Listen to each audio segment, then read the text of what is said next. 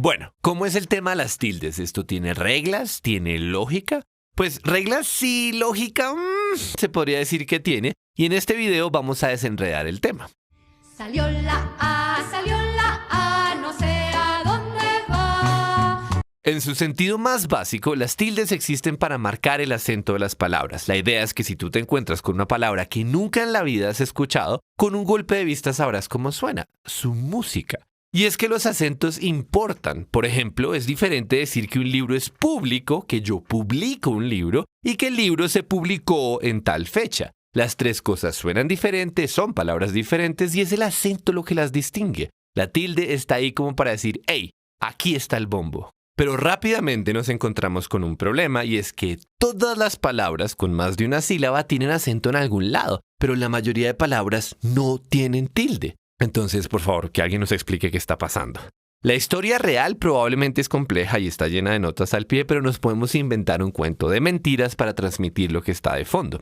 Supongan que estamos a punto de publicar las reglas de la escritura del castellano, cosa que nunca ocurrió, la escritura fue mutando con la lengua seguramente, pero supongamos que estamos en un día fundacional en el que vamos a definir las reglas y ya acordamos que se usará un trazo, la tilde, para marcar el acento de todas y cada una de las palabras. Pues justo ese día aparece un tipo y dice, oigan, esto de la tilde es ineficiente. Y todos le preguntan como, ¿por qué? ¿Por qué dices eso? No, pues porque me parece un poco tonto gastarnos un trazo más en cada palabra para indicar en dónde va el acento, siendo que en muchos casos es innecesario. El español tiene estructuras que se repiten varias veces, estructuras frecuentes, y nosotros podemos usar esas estructuras para ahorrarnos tildes. Por supuesto, nadie entendió esa idea, así que nuestro personaje explicó que la mayoría de las palabras son graves, es decir, que llevan el acento en la penúltima sílaba. Palabras como meta, rama, carro, lago, risa, mira, clara, alto, nube, roto, juego. Y también palabras más largas, camino, bicicletas, ventana, hormiga, abuelo, arrodillan, tambores, marcaban, acentos.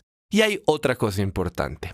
Todas las palabras de esa lista terminan en N, S o vocal. Y eso no es casualidad, así es el español o el castellano, como prefieran. En nuestra lengua, la mayoría de las palabras terminan en vocal y cuando no, terminan o en N o en S.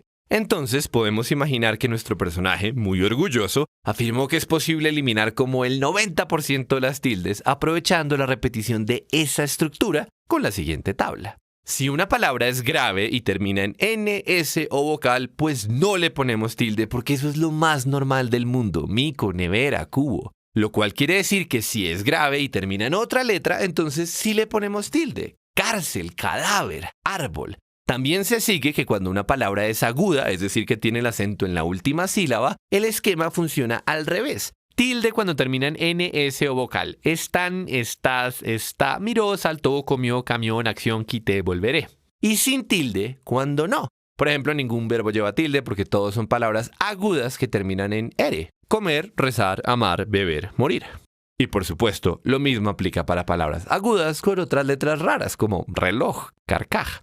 Ahora, ponerle tilde a las palabras que solo tienen una sílaba, no hay ningún acento que marcar. Entonces, esas tampoco. Nada de tildes por ahí. Pero, ¿qué pasa con las palabras más, digamos, rítmicas? Aquellas que tienen el acento no en la última sílaba, ni tampoco en la penúltima, sino más atrás. Palabras como antepenúltima, sílaba, rítmica. De hecho, palabras como esdrújula, que así se llaman. O sea, la palabra esdrújula es esdrújula.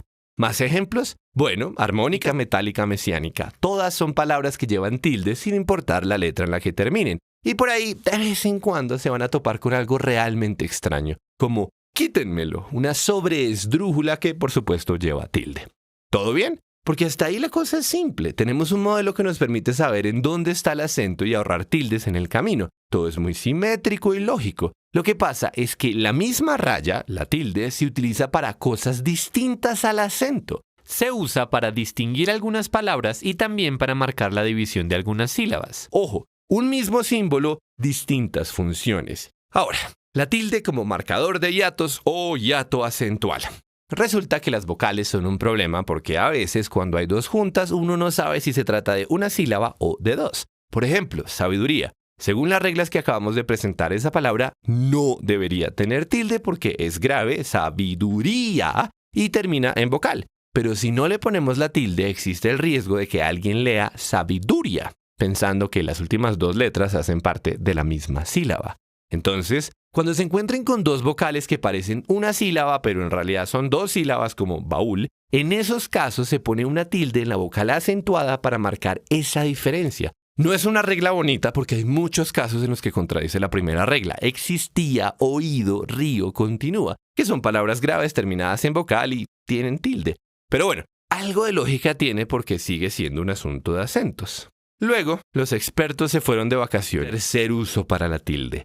Se llama tilde diacrítica y su misión no es marcar acentos, sino distinguir palabras. Cada vez que se encuentren con una palabra con tilde que no debería tener tilde según las dos reglas anteriores, el culpable es esta tercera regla caprichosa y arbitraria, la tilde diacrítica.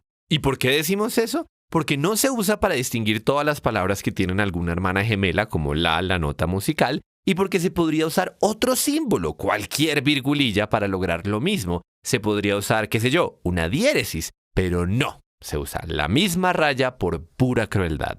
Por ejemplo, veamos dos palabras idénticas como té de tomar y té de te quiero.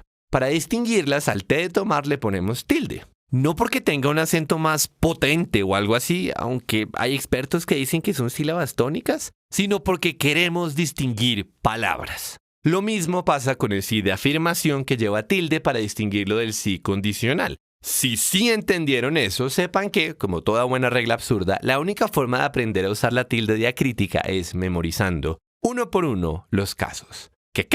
Sí, memoria. El, de, más, tú, cómo, cuándo, sé, qué. Es muy frustrante. Y naturalmente todos nos confundimos en algún momento. Hay quien le pone tilde a ti porque ve que mi tiene tilde. Pero resulta que sí hay dos palabras mi, pero solo una ti, un enredo. En fin, esas son las reglas, esa es la medio lógica. ¿Qué prefieren? ¿Un mundo con muchas tildes y pocas reglas o un mundo con muchas reglas y pocas tildes? Pues nos tocó el segundo. Vean una página de un libro al azar. Pocas tildes, muchas reglas.